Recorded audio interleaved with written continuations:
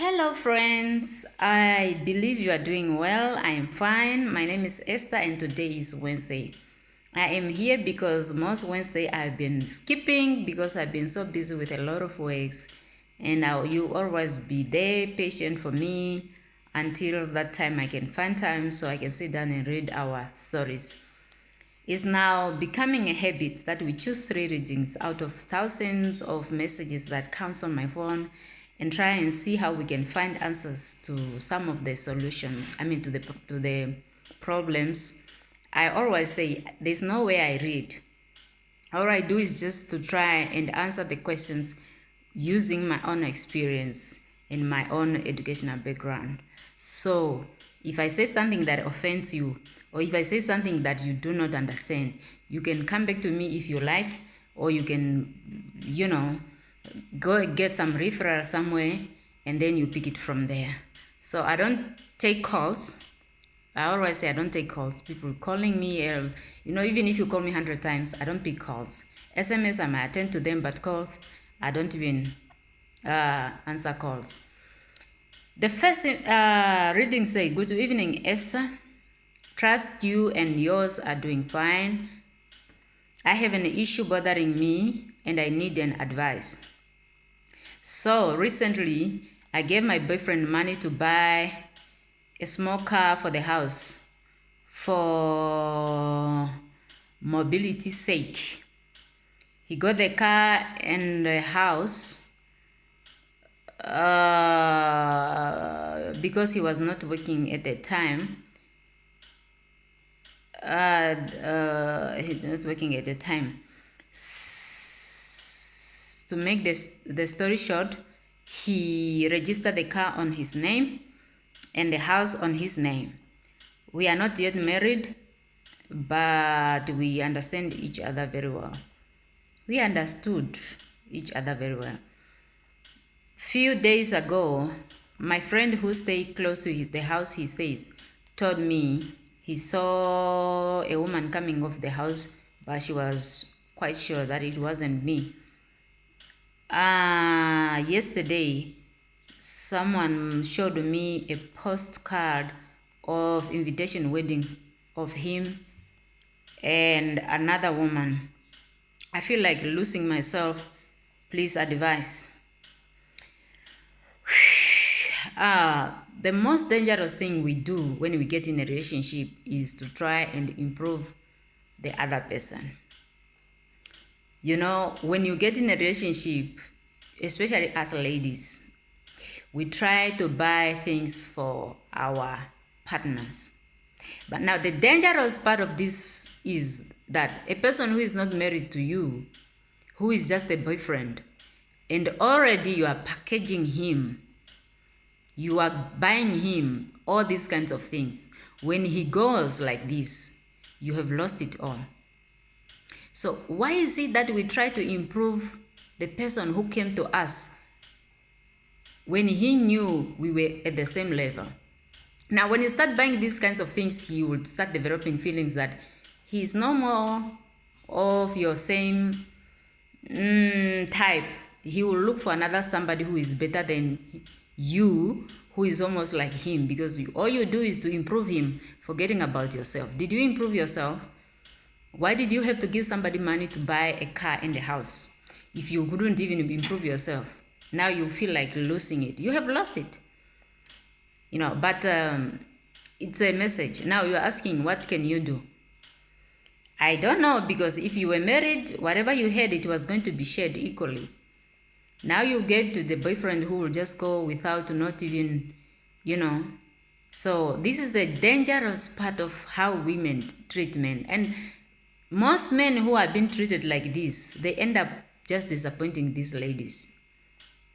I have seen a lot of things happening like this. There are those who you can give a car and give a house and they will make their best out of it. But there are those who just go, and just leave you and, So yeah, I'm not going to spend much of the time there. I'm not sure what you are going to do, but just talk to him and find out from him, because my time is running. Try to talk to him and try to see if what you heard is true. The second one says, "Good day, Mama Esther. Thank God for this platform. I'm a married, this is long, but I'll make it short. I'm a married woman with 2 kids, boy and a girl. I'm losing myself in this marriage. I don't want to end up making my children motherless. What I'm facing might end my life if I don't get help on time." Oh, sorry, it blinked. On time. Wait.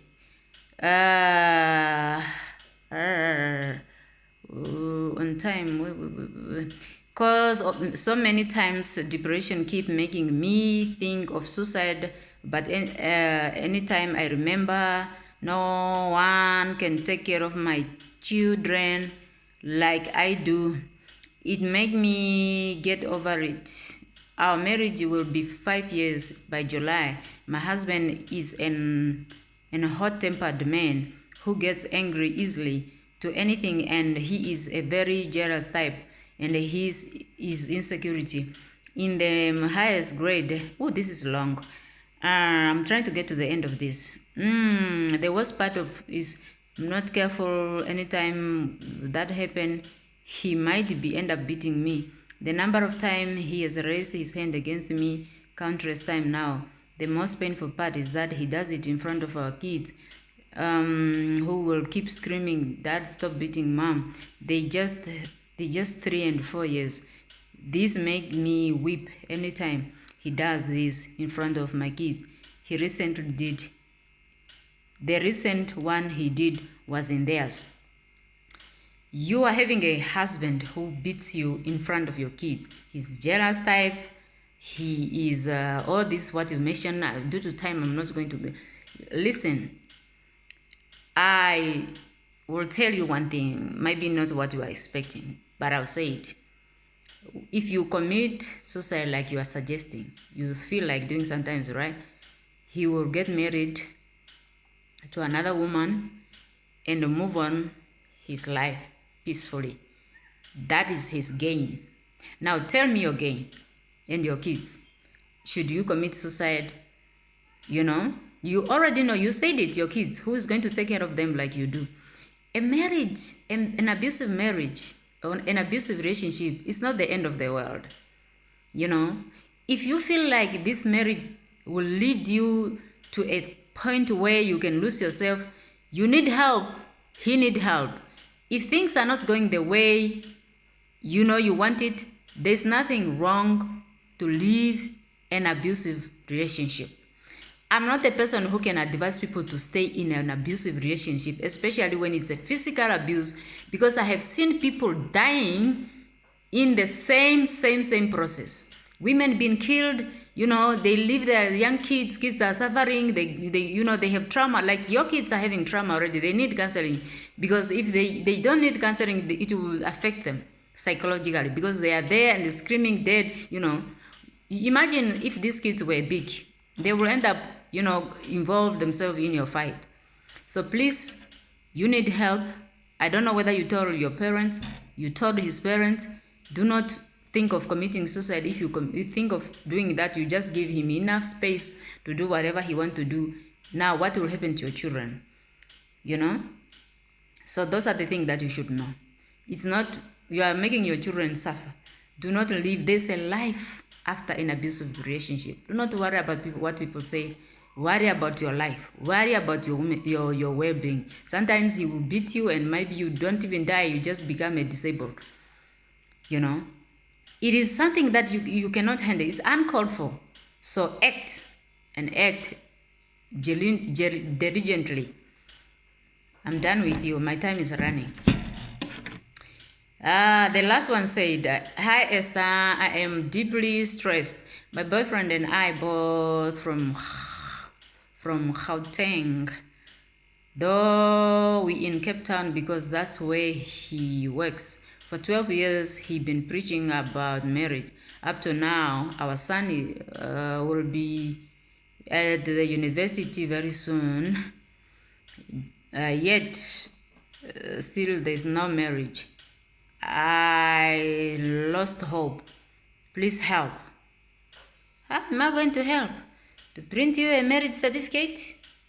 How? Listen, my dear ladies, my dear, especially those who are not yet married. Once you stay with a man up to 12 years, it will be hard for him to preach or to act marriage. Why? Because, what is it that forcing him to marry? It's like the way you are now, it's like you are married. What is it that you don't do? You cook, you wash his clothes, you prepare his food, you do everything. You are now a wife. Only that there's no certificate, there's no marriage. But the truth of the matter is, there's nothing to push him to marry you, because you are already there doing everything that a wife is supposed to do when you are not a wife. That's the problem. So, it's something that we all do, but it's not the right thing. You stay with a man who is not married to you, it will be hard. I have seen a lot of people fighting for their marriage. It will really come when you fight hard. Maybe when you just go back to your whatever place, your parents' place, and then he will come back, and now you say, if you want me to come back, you have to go through the process. That's when I'll come back. But if you just be like this, he will just sit down. Sometimes he forgot. I'm sure he forget that he's not married, or he thinks he's just a married man. Because you do everything. What is it that you don't do? So those are some of the things that we need to do. Now my help would be maybe try to talk to him, try to go back to your parents, try to involve parents, and see how you can help the situation. Otherwise, I do not know what to do. I cannot print for you a marriage certificate. I have no way to find it. I wish I could. You deserve one. 12 years is too a long time, but yeah. So that's it. That's all for me. My time has gone beyond. I see you next time, folks. I'm signing off. Thank you so much. Bye.